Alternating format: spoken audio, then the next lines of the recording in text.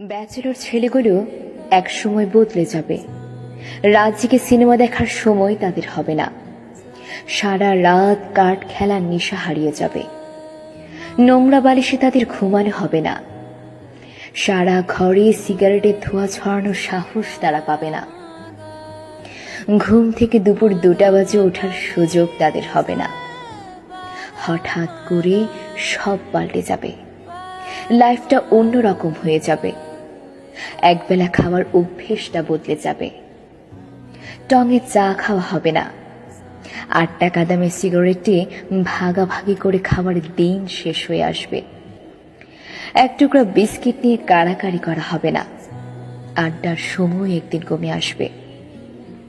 আড্ডা দিতে ইচ্ছে করবে, অথচ ইচ্ছেটা বেশিরভাগ সময় ইচ্ছেই থেকে যাবে।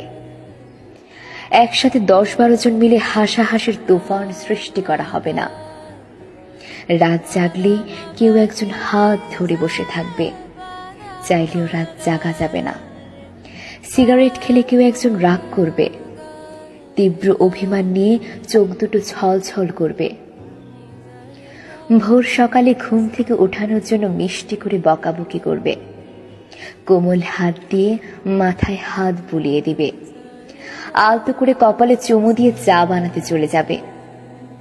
সারা দিন ঘোরাঘুরি করা ছেলেগুলো একসময় সিটি বাসে চড়ে বারবার ঘড়ি দেখে অস্থির হবে। কে যেন ডাকছে, অপেক্ষা করছে, বাসায় তাড়াতাড়ি যেতে হবে।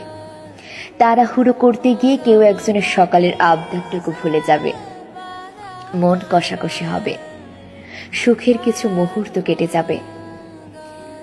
এখনকার মতো বুকে ল্যাপটপ নিয়ে ঘুমানো হবে না।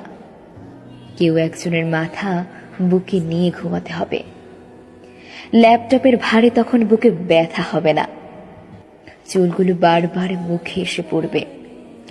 একটা দুটো চুল মুখের ভেতরে ঢুকে যাবে।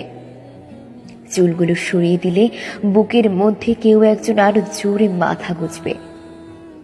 একটু ব্যথা হবে না, একটুও না।